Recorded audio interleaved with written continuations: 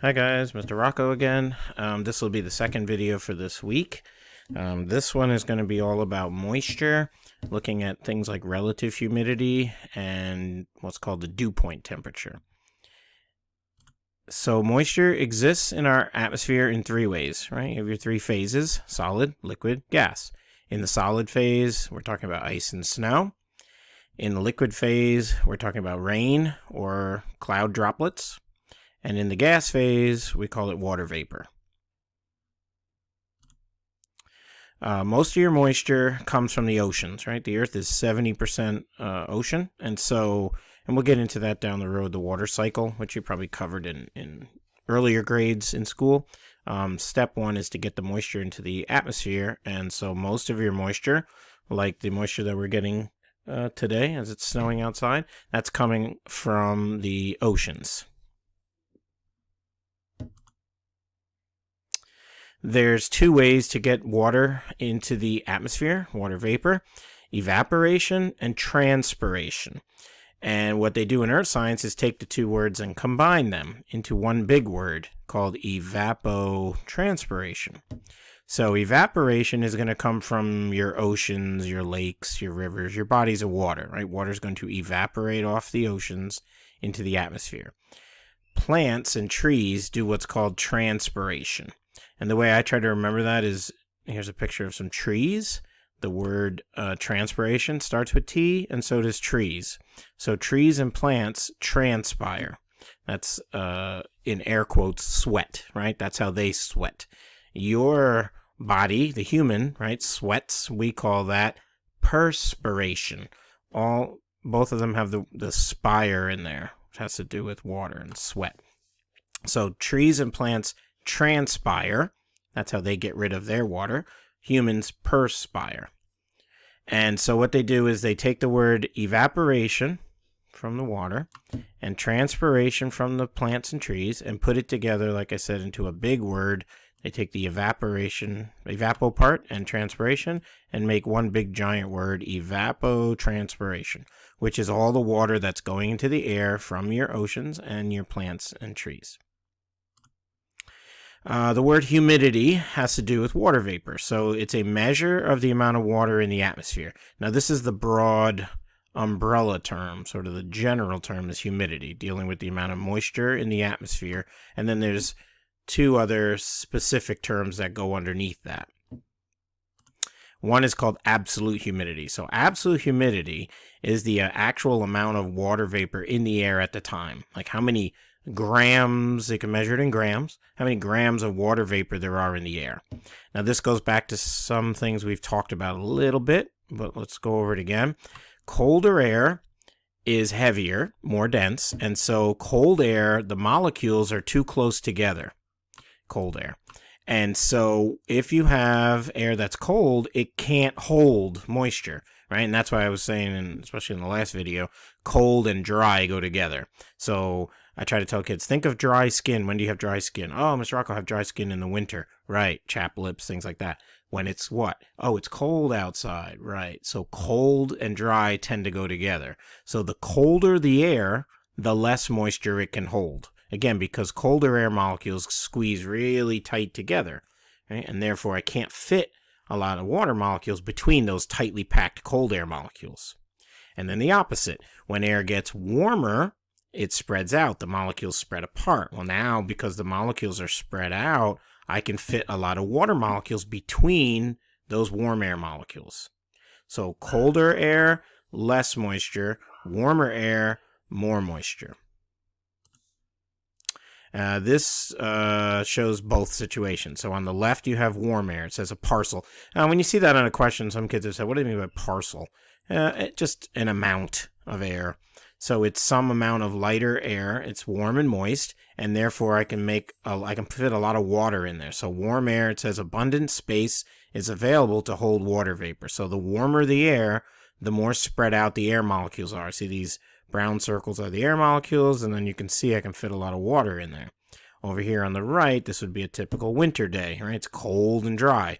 The molecules, the air molecules are closer together, and therefore, as it says here, only a little space is available to hold water vapor. And so you can't fit as much water in between cold air molecules. So cold air tends to be heavy and dry. Warm air tends to be moist and lighter. Now there's what's called relative humidity. Relative humidity is always a percentage. So it's the actual amount of water compared to what the air can hold.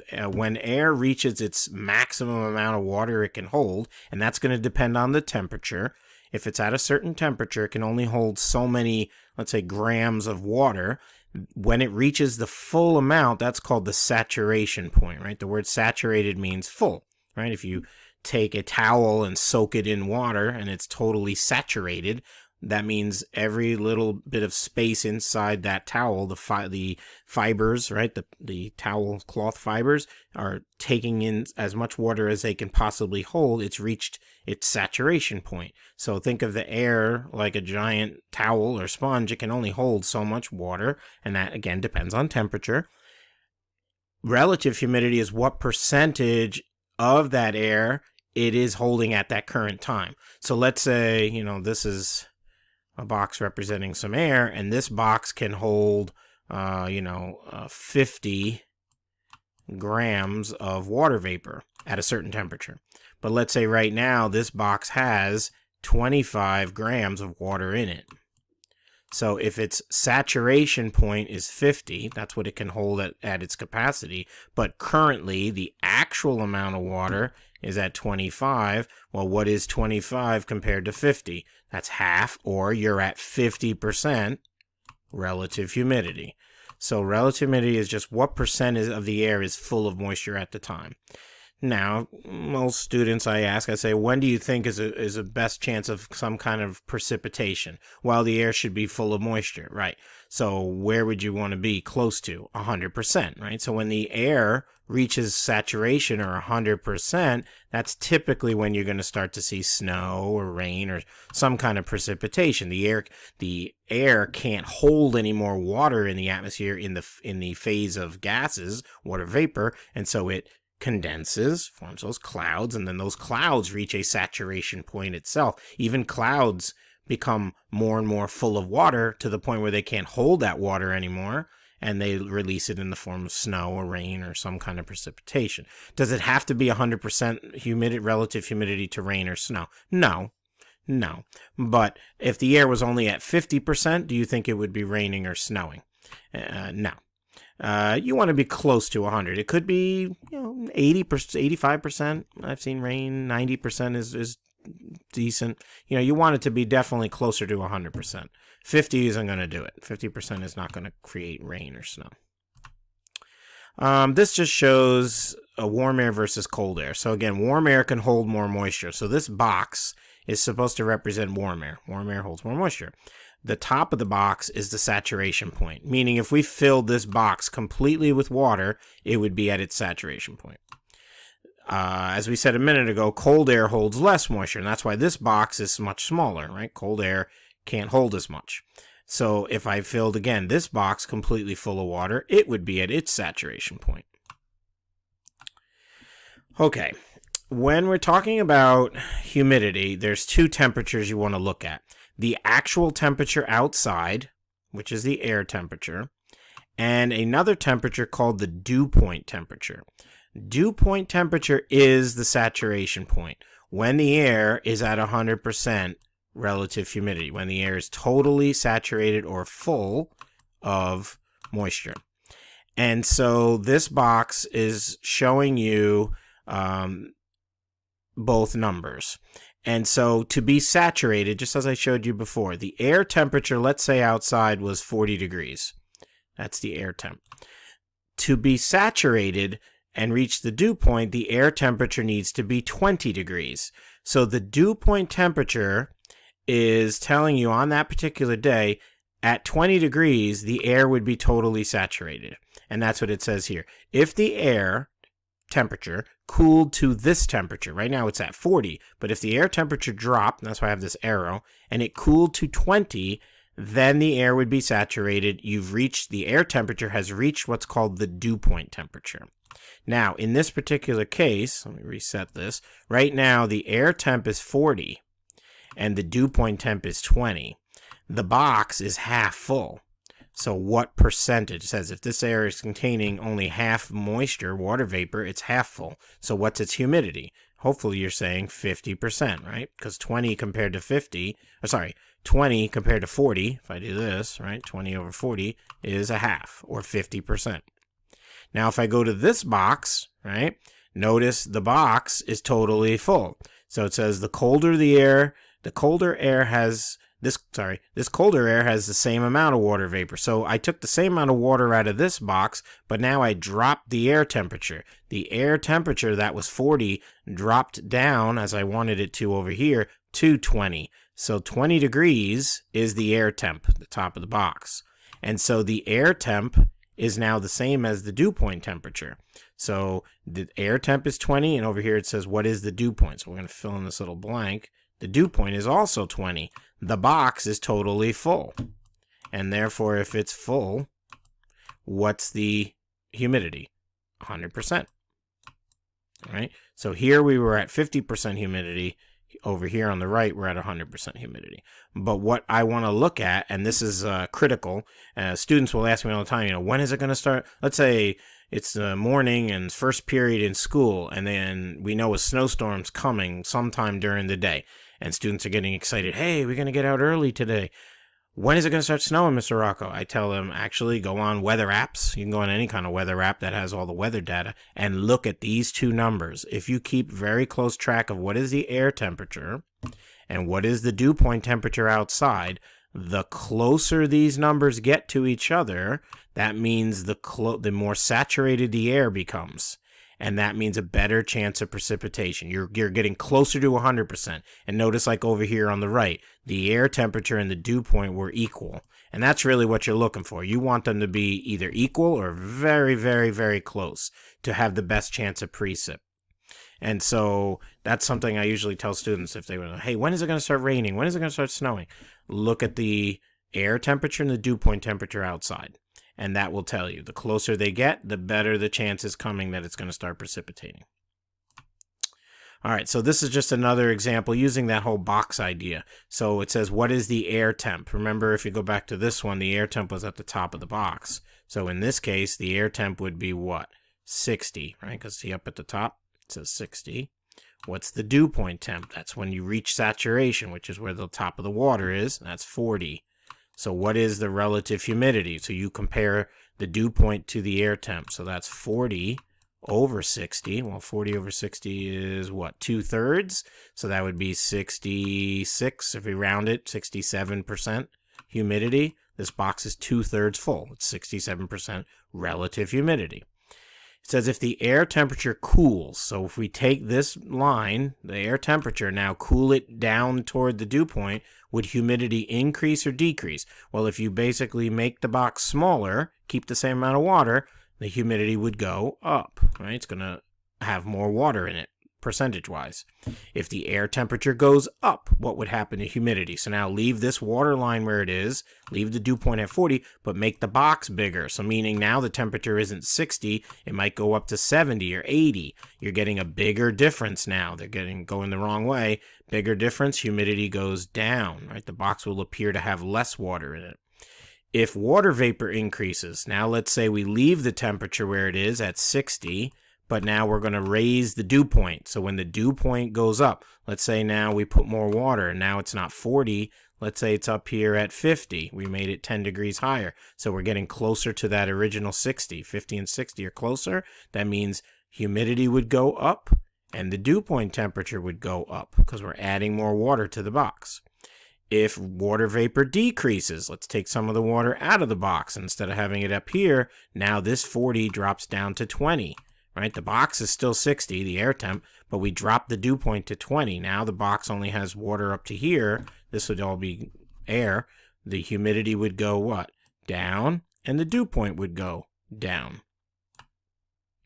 Hopefully all that makes sense. So dew point is when the air is totally saturated. you've reached 100% relative humidity. The air is totally full. At that point, that's when clouds start to form by the process of condensation. And again, remember C for cloud, C for condensation. So if you're looking for when is it going to start raining, when is it going to start snowing, some kind of precipitation, you want to keep track of the air temperature and the dew point temperature, and you want these numbers to get closer and closer, and again, equal would be the most opportune time for rain or snow. You want them to be exactly the same. That's the best time for rain or snow. The air is totally saturated. So it says, what is the one thing that affects the dew point then? The amount of moisture in the air, right? How much moisture is going to affect your dew point?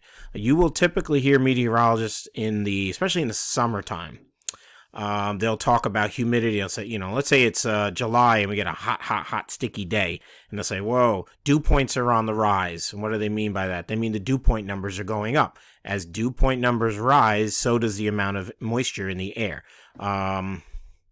Somebody, I think I had a student the other day in class ask me that, like, when would it be considered, what would be considered not too hot, not too muggy, not too dry? Like, what's like a good humidity level? 50%, right? 50-50. The air has got some moisture, but not too dry, right? You don't want 20% or 10%, then it's too dry. You might have asthma issues, breathing issues. You might get nosebleeds. You have really dry, itchy skin, chapped lips. When it's like 10% humidity, that's too dry. You don't want it to be 90%, then it's really sticky out.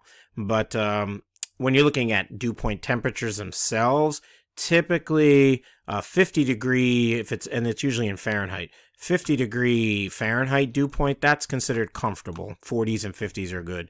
When the dew points start getting into this range, 60, 70, 75, 80 Fahrenheit, your dew points are in the 60s, 70s, and 80s, that's considered muggy. Like, that's going to be your really sticky days. And if you pay attention next time when we get to summer, as we approach that in a few months, and you start watching the weather, just turn it on from time to time on a really sticky day. You'll hear the meteorologists on television talk about that. They'll say, dew points are on the rise. We have a lot of hot, sticky air coming in. Yeah, and they'll say dew points are in the 60s, 70s. I've seen even some meteorologists will give you like a little chart to show you, like, it's not comfortable, it's more, unbearable or oppressive, or just, really, really miserable, right? You feel really sticky, hot, and yucky out. Yeah, those are 60s, 70s, like tropical. Like if you go to places like the Amazon rainforest, you're talking 80 degree dew points. I mean, really just sticky, uncomfortable air, really, really moist.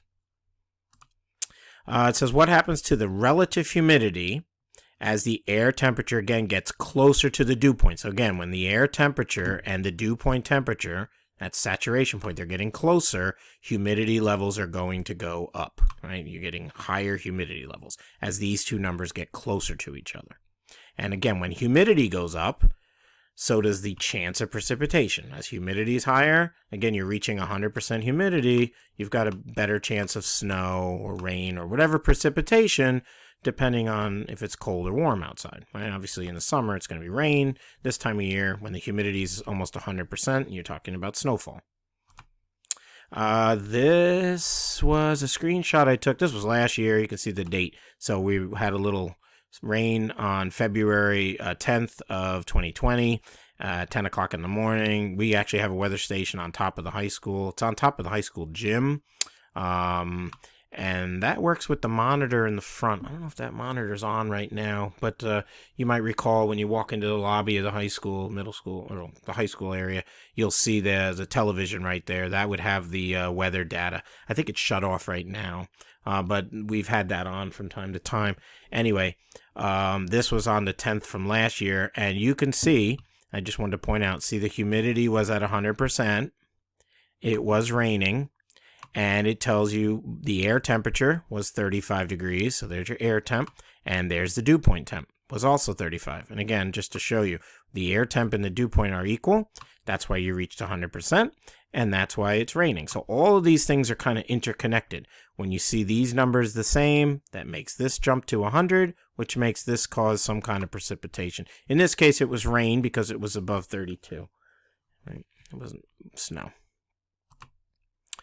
This is something we'll get into probably next week. They're called station models. So major cities, are going to have a weather station. Around here, you're going to have one in Albany, Poughkeepsie, New York City, Boston, places like that, Philadelphia. And what they do is every 3 hours, they take all the different variables. They take, and this, I don't know if you can see this little tiny screenshot up here. This is in your reference table. We'll go over these next week. They're not that hard. They're actually fun to draw. They're called station models, and you take the information, temperature, what's the weather outside, visibility, the dew point, the wind, what's the pressure, etc., the cloud cover. You put all of that on a circle. So you start with a blank circle, and then you add all this information in a certain spot around the circle. For example, present weather would be a symbol that goes over here to the left. The actual air temperature in Fahrenheit always goes in the top left. So like city A right now, it's 70 degrees outside, air temp. The dew point number always goes in the bottom left. So I wanted to point this out because that'll come up sometimes on a test question. They'll say, they'll give you these two cities here. You've got city A and city B. This could be, wherever. This is, Miami, Florida is A. We'll put Miami. And, New York City is city B. And they'll say, who has a better chance of precip? Who's got a higher humidity? Well, what you could look at are a couple different things. In this case, you want to focus on the two temperatures, like I was saying earlier. The air temp in Miami is 70. The dew point temperature is 68. So the first thing you do is find the difference. Well, these are only 2 degrees apart, right? Over here in New York, it's also 70 degrees air temp, but notice the dew point is much lower. It's only 40 degrees, which means there's not as much moisture in the air. These two numbers are 30 degrees apart. So who has a higher chance of precip? Well, obviously Miami, because these numbers are very close. And who's got a higher humidity? Miami, because these numbers, again, are close. Over here in New York, low, right? Low chance of precip because the humidity is low. The difference, again, is very big between the dew point and the air temp. There's 30-degree difference. Over here in Miami is only 2 degrees. So because the air temp is so close to that saturation, that dew point, there's a good chance of rain. Now, there's another way you can look at it, and it's hard to see maybe in this little screenshot up here. You look at the actual circle. The shading in the circle will tell you the cloud cover. So if the circle is fully shaded, that means it's overcast. Well, obviously, if it's overcast, there's a good chance of rain. City B, New York, has no clouds, right? No shading means clear skies. Well, going to be a little tough to rain when there's no clouds in the sky. And so that's another indication you can tell by the shading in the circle, right? If this was not shaded in, these numbers wouldn't be close either. But telling you that the numbers are close, the air and the dew, and fully cloudy is both indicators that this is going to be raining sometime soon in Miami, whereas New York, the numbers are far and there's no cloud cover. So we'll get into these station models. I'll probably cover those next week. All right, so high dew point temperatures means there's a lot of blank in the air, a lot of moisture, a lot of water vapor. All right, some factors that affect evaporation. How quickly water will evaporate from the surface of the earth. Some of this is common sense. So temperature of the air and temperature of the water, right? Think about summer. In the summer when it's hot and the sun's higher, you tend to dry out. A lot of your lakes and rivers and creeks and stuff tend to run lower, like their level surface, water surface drops because higher temperatures mean more evaporation. So when you have hotter temperatures, that's going to evaporate more water. That's kind of common sense, I hope. Surface area. So people that have, let's say you have a driveway and it's a blacktop driveway, but you have a couple little low spots where you form puddles. Well, puddles, unless they're really deep puddles, your shallow puddles, when there's some sun, let's say it rains and then the sun comes out, those puddles will evaporate quickly because they're shallow and the water is up at the surface, right? It's not a deep, deep puddle. That has to do with surface area. So the more water you have up here on the surface, the faster it's going to evaporate. If you have a deep, like almost like a pothole, but it's really, really deep, the water is going to go down deeper. This water down here is not going to evaporate because it's not up at the surface, and you don't have as much surface area up here, right? This is, if you draw a line, right, the length of this line is very short. the length of this line is very long. So because there's more water up here on the surface and in B, that's going to allow it to evaporate. Whereas A, not as much water on the top, on the surface, and therefore less surface area, less, or a slower, I should say, evaporation process. So the more it's exposed to the air, the faster. That's surface area. Vapor pressure. Vapor pressure is related to humidity. So when it's dry outside, less humid, that's lower vapor pressure. On a dry day, you don't feel as sweaty because when you're sweating, the moisture is able to go off your skin and go into the air because the air has less pressure, vapor pressure. So when it's a drier day, less humidity, there's less vapor pressure in the air, which means moisture has an easy time leaving your skin and going into the atmosphere, and you don't feel sweaty on a dry day. On a humid day, right, you feel sweatier on a humid day because there's more humidity and therefore more vapor pressure. The atmosphere, when there's more moisture in the air, has a higher amount of pressure in it. The vapor creates a pressure. More and more water in the air, more and more pressure. So you're trying to get rid of that sweat. Sweating is trying to cool you off. That's what sweating is. It's a cooling process to make you feel comfortable, to release body heat. So sweating is a way for your body to cool. But if the atmosphere is full of moisture, there's no room for the water to go. There's no room for the sweat to go, I should say, because the pressure is too high in the air. And you can't lose the moisture. It has no room to go into the atmosphere. So what happens? The sweat on your body stays on your body. It can't escape. And that's why in the summer, when it's a humid day outside, you feel sweatier. Now, it doesn't mean you're sweating anymore. Like you're sweating your body, so that's basically the same amount in, all year round, doing the same activity, of course. Your body reaches what they call, and I don't know if you learned this in middle school, it's called homeostasis. So homeostasis is trying to keep your body at a constant balance. And so your body's, let's say you're sitting in a classroom this time of year in the winter, right? You might be sweating, but you don't feel sweaty because the moisture is able to go into the air because the air is cold and dry. But if you come and sit in my classroom, let's say you're in Mr. Rocco's room in June, when it's muggy in the classroom, you feel stickier, you feel hot, you feel uncomfortable because there's so much humidity in my classroom that raises the vapor pressure in the room, and therefore the water on your skin, the sweat on your skin can't escape. It can't evaporate into the air, and you feel stickier, right?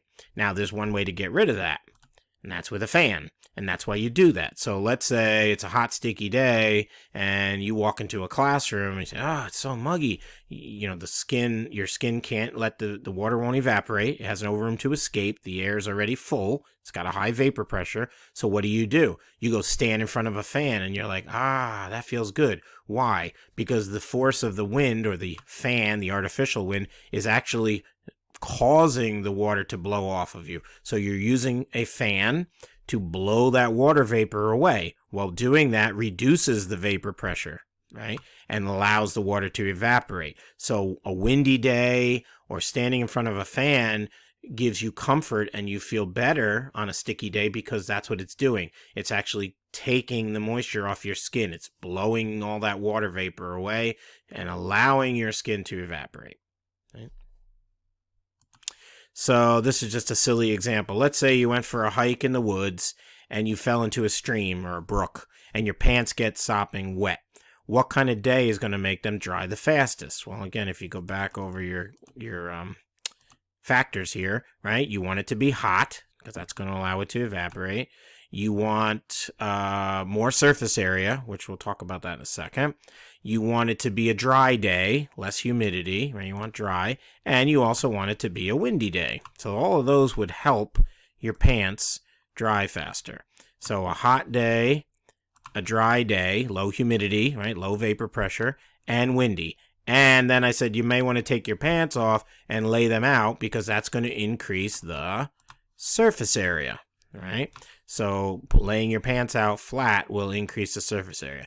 I usually don't refer to pants, but let's say a towel. So let's say you take a shower and now your towel is sopping wet. Or you go swimming in a pool, right? Either way. And you got a wet towel. Well, you want to let that air dry the towel. So you put it outside, but you don't want to crunch it up into a ball, right? Because it's not going to allow the water to evaporate quickly and dry it quick. What do you do with the towel? You hang it over a bar.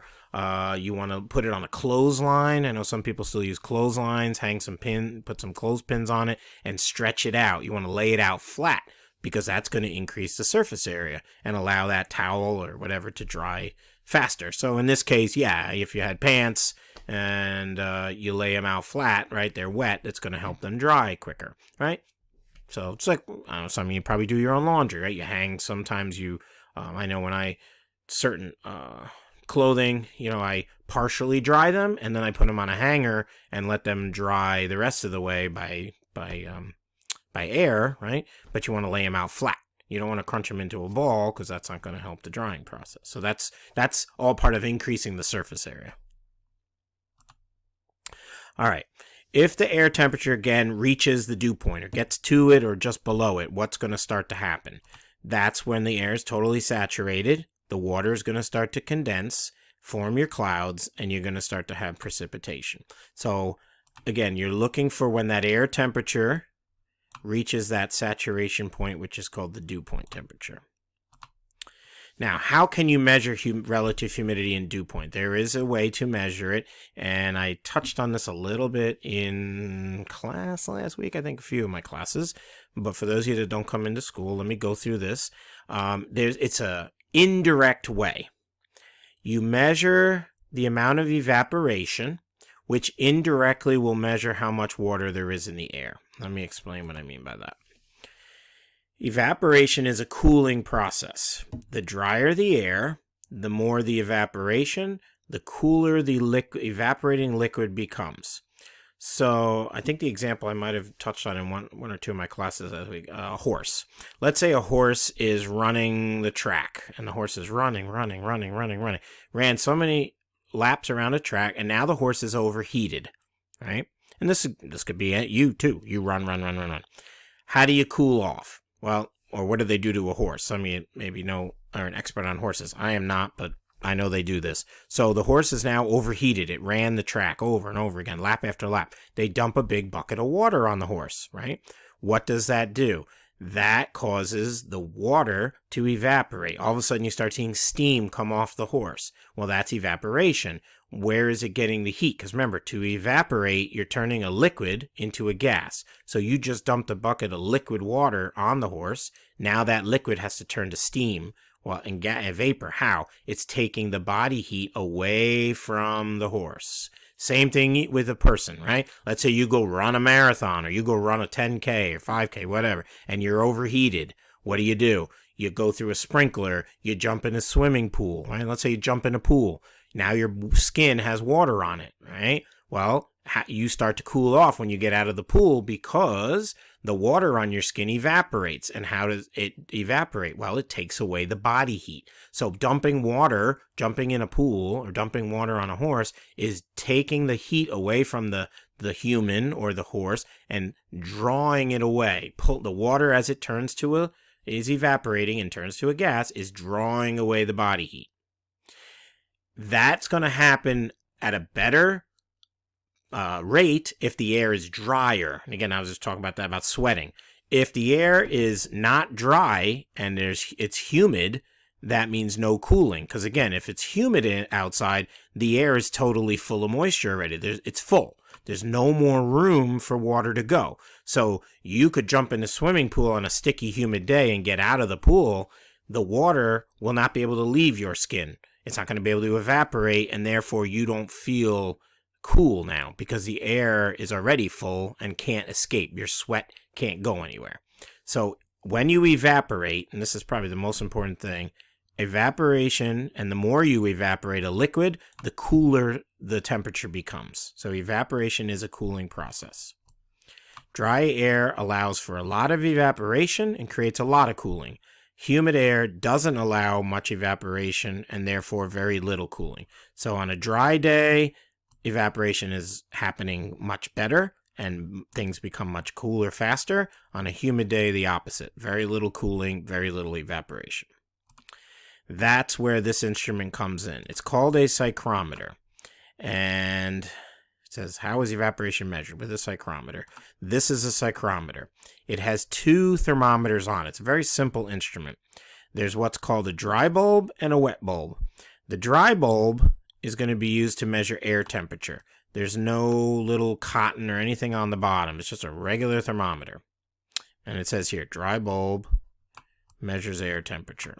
So it's just like, pretend we didn't have this wet bulb. Cross this one out. If you just had a regular thermometer, said, hey, what do you use this thermometer for? Oh, it measures temperature, the air temperature. Yep. So that's what the dry bulb is. The wet bulb is where now you're going to bring in this whole idea of evaporation. You pour water, and I'm going to go through the steps more specifically in a minute. Basically, you pour water on this wet bulb, this little piece of cotton at the bottom. And it's on this one, it's going to be on the left here. You'd soak this thing with water. You're then going to grab this handle and you're going to spin this thing. This thing spins around and around and around and around and around. You're measuring the amount of evaporation. If the air is dry, if it's low humidity out that day, that means the water that you poured on this wet bulb is going to evaporate quickly. The drier the air, the bigger the difference becomes between these 2 temperatures. Because what's going to happen is, this water on here is going to evaporate. The water is going to leave. It's going to go into the atmosphere, into the air. Remember I said on the last slide, 2 slides, sorry, evaporation is a cooling process. So if it's a dry day and more water evaporates, this temperature is going to drop. It's going to go way down. Like let's say the dry bulb temperature was 30 degrees. And that's in Celsius. It's a hot day, 30 Celsius. If it's a dry, hot day, like a desert, hot and dry, this is 30. When you put water on this water evaporates. This number might drop down all the way to 0 Celsius, okay, or 10 Celsius. Big difference between them. The bigger the difference, the drier the air is. And so that's one way to tell if it's a dry day or a humid day. You want these 2 thermometers to be further apart for a dry day. Now, let's say it's a humid day, very sticky, or even raining outside. Let's say you went outside with this thing and it's lightly raining outside. You're going to measure your air temperature, that's your dry bulb. You're going to put water on this wet bulb, and then you're going to spin this thing. When you spin it, well, if the air is already humid, if it's a sticky day, high humidity, or it's raining, which means 100% humidity, will there be any room for this water to go into the air? And the answer is no. The water is going to stay on this wet bulb. It's not going to be able to evaporate. This is not going to happen. And therefore, what will happen to this number? Nothing. It's going to stay almost the same or very close to the dry bulb number. And so the opposite would be the closer these numbers are, the more humid it is outside. So if it's a dry day, these numbers are further apart. If it's a humid day, these numbers are closer together. Okay. So let me go through the steps how to use this thing. So basically the first thing you do, you don't spin it right away. You take it outside, this psychrometer, and you just hold it by the handle. You don't put water on anything yet. You just kind of take it outside and you hold on to it. And the first thing you do is let it adjust for about a minute, 2 minutes. I would go more 2. And you write down the dry bulb number. So that's your air temperature. The psychrometers, I have some that are in Fahrenheit, but the charts, I'm going to show you the chart in the reference table. You want to use Celsius psychrometers because the charts are in Celsius. That makes it easier. So you're going to just hold the psychrometer out and you basically wait a couple minutes and then write down the air temp. Then, as I said a minute ago, you're going to pour water on the wet bulb. That's the one with the cotton on it. Soak it in water, and then you spin it for about 45 seconds to a minute. You don't have to go very long. Just count to 60. Keep spinning it at a nice steady spin. Not too slow, not too fast, just right. You're judging to see if the water is going to evaporate or not. Then you find what's called the depression. The wet bulb depression is subtract. So let's say the dry bulb number came out to be 40 degrees Celsius. And then you put water on the wet bulb, you spun it, and let's say the wet bulb number came out to be 30 degrees Celsius. You then want to find the difference. Well, 40 minus 30 is, 40 minus 30 is 10. So that is what they call the wet bulb depression, the difference between the wet and the dry. You need that difference. You're going to need two things: the difference between the two numbers, and you're going to reuse the dry bulb number, and I'll show you the chart here in a minute. This number, the dry bulb, and the difference to help you find the humidity and the dew point temperature. There's a reference table, two charts. So I won't use the 40 and the 30. Let's use some different numbers. Let's say you're using a psychrometer, and let's say, thinking off the top of my head, let's say the dry bulb number is 20 degrees Celsius. So the dry bulb number is 20. Then you pour water on the wet bulb, spin it for a minute, and then, hey, that rhymes, spin it for a minute. And then you get a wet bulb number of, 17. So it dropped a little bit. That was the wet bulb. So they're close, but not exact. So you got a dry bulb number of 20. You spin it. You read the wet bulb number. It came out to be 17. The first step you do is find the difference. Well, the difference is 3. That's called your depression, wet bulb difference.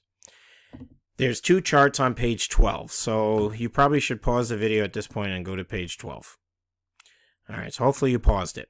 If you go to page 12, the top chart is dew point. The bottom chart is relative humidity.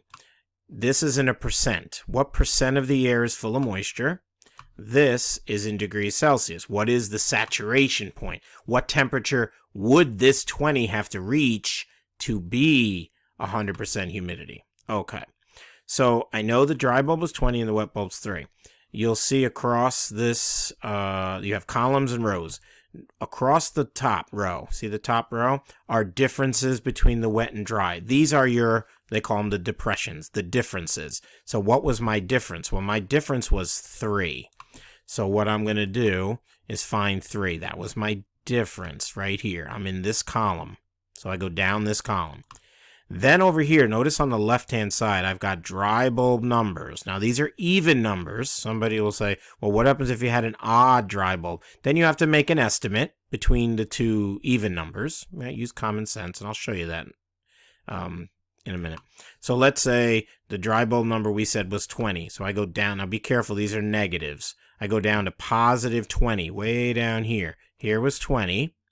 And then I basically go down the 3 column until I hit that 20 row, and I find a number. So if I come across 20, because that was my dry bulb, and down the 3 column, oops, doing a horrible job drawing a straight line, you get the idea, I get to a number. What number do I get? 15 degrees. That means my dry bulb was 20, my wet bulb was 17. I'm not at 100% humidity yet because I'm not saturated. The dew point on that particular situation would be 15. That means if this 20 dropped and cooled down to 15, I would finally reach saturation and be at 100% humidity and have a very good chance of seeing some kind of precipitation. That's my dew point temperature for that particular day at that particular time. But 15 is my dew point. Now, I use the same two numbers and the same column and the same row on the bottom chart. So if you look on page 12, you'll see the top chart is dew point. The bottom chart's humidity, which is telling me what percent of the air is full of moisture. So I had a difference of 3. So here was my 3 again. I go down the 3 column. And I had a dry bulb number of 20. Here was my 20. I come across 20, and I came down the 3, and I have what percent? 74%.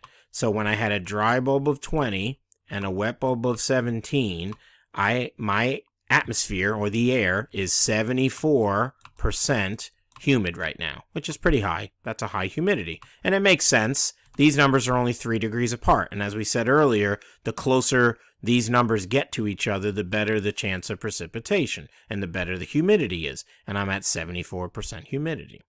Now you will notice one particular column. When the numbers are the same, when there's no difference between the dry and the wet. See this 0? No difference. What do you see all the way down?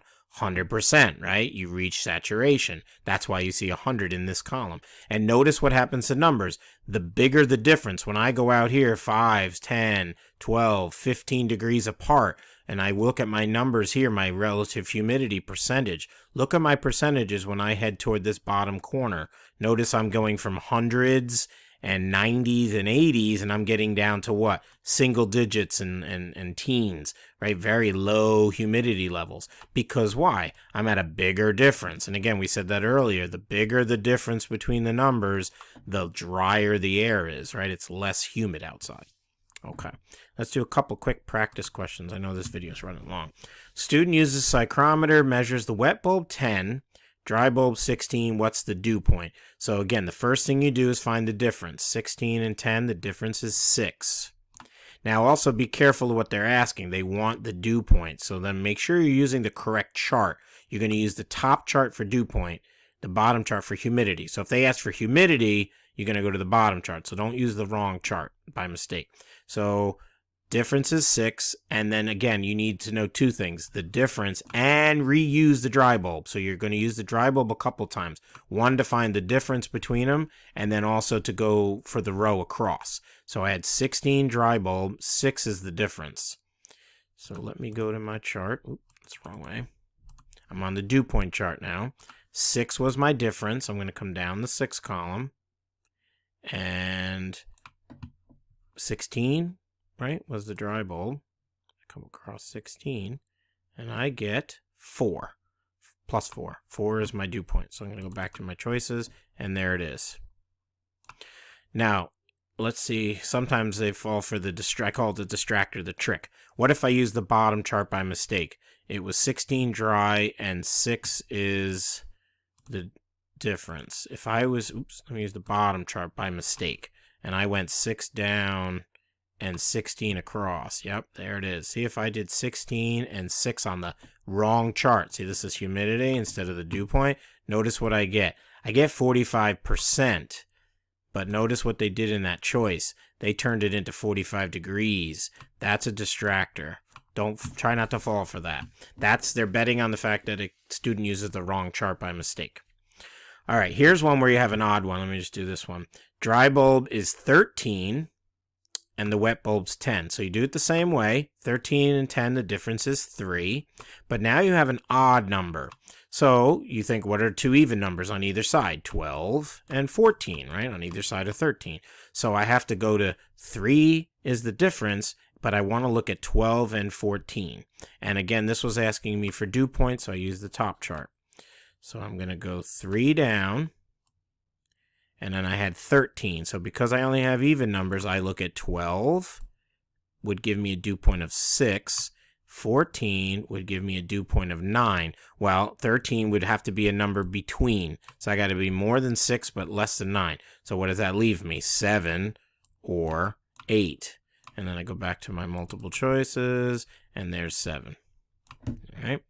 Let's do this one. What is the relative humidity when the dry bulb is 4 and the dew point is -4? All right, so this is a little trickier. It's almost a little backwards. They're telling you the dry bulb's 4. They're telling you that the dew point is -4. So how do you handle that one? So I'm going to go to the dew point chart first. I got to use one chart to help me with the other. It's a little trickier. Dry bulb 4, dew point -4. I got to find the difference first. So dry bulb is 4 and the dew point's -4. So let's go to the dew point chart. Dry bulb is 4. I'm going to start here at 4. That's my dry bulb. I'm going to go across until I hit -4. Here's -4. What's my difference? 3.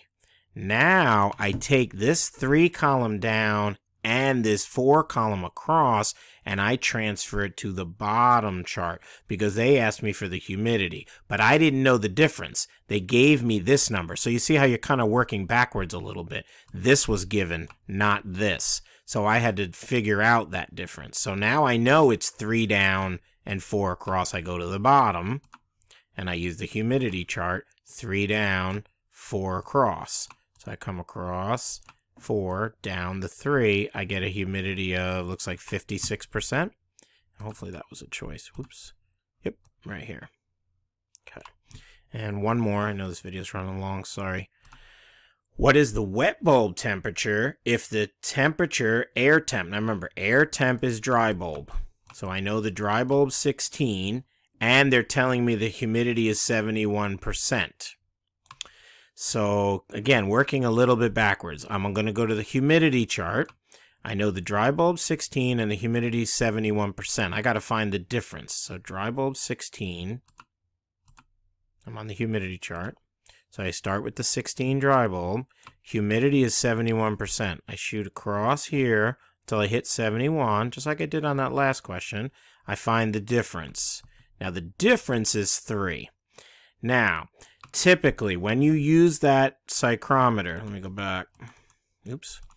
Like I was saying earlier, this thing usually is going to spin out with water and moisture is going to leave. This is going to become cooler. Remember, evaporation is a cooling process. As it says here, cools when spun. So this number is usually either going to be equal to or lower than.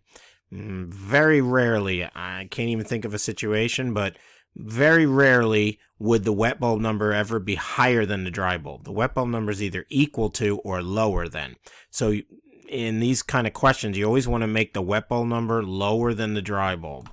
So with that in mind, and go back to that question, it was 3 degrees difference, and the dry bulb was 16. So if the dry bulb is 16, I'm going to subtract 3 degrees away from 16 because I want the wet bulb to be 3 degrees lower than the dry bulb. So 16 minus 3 is 13. And hopefully that was a choice. Yes. Now you see what they did here. They gave you a couple of distractors. They gave you 3 because that was saying, oh, the student realized the difference was 3, but that's not the correct answer. You want to take away because what the wet bulb is going to evaporate water and cool. It's going to get colder. Notice they gave you 19 because that's the student that says, oh, I'm going to add the 3 degrees. So 16 plus 3 gives you 19. But that's the wrong way. Evaporation, the number becomes lower for the wet bulb. So if they ask you for the wet bulb number, rule of thumb, take away the difference from the dry bulb. So that's how I did 16 minus 3 gave me 13. So 13 is the correct answer there. All right, one of the assignments this week is to actually figure out the dew point humidity using that chart. There's a column to find the difference. Like, for example, this first one, -8 is the dry bulb, -5 is the wet bulb. Well, you can even ignore the negatives, right? That's a difference of 3. So you're going to fill in 3. Then again, remember, use the 3 going down and use the dry bulb. So it's this column on over here and this difference going down. This is going to be the across, right? That's the one you use across. I'll do the first one as an example. So that's -8, and the difference is 3. And you have to find the dew point and the humidity. So you got to use both charts. So I got -8 and 3. So I'm going to go to dew point first. -8 is here. 3 is here. So you come down the 3 and across the -8. I get a dew point of -29. And then I go to the bottom chart and do the same exact thing. -8 is here. Difference was 3. I come down the 3 column, and across the -8, I get 13%. So this is 13%, and the other one was in Celsius. I get -29 Celsius. So you want to fill in that chart like that. -29 Celsius and 13%. So that's on one of the assignments for this week. Very easy. Just use the chart. Take your time. That was a very long video. I apologize. Please do the 3 assignments. The lab isn't due this week. It's due next week. It's another one of those gizmo ones. Take your time. Use the gizmo. Read carefully. I don't think it's hard. The last one wasn't hard either. It just took a little bit of time, but you have a couple weeks to work on that. And I will talk to you guys soon.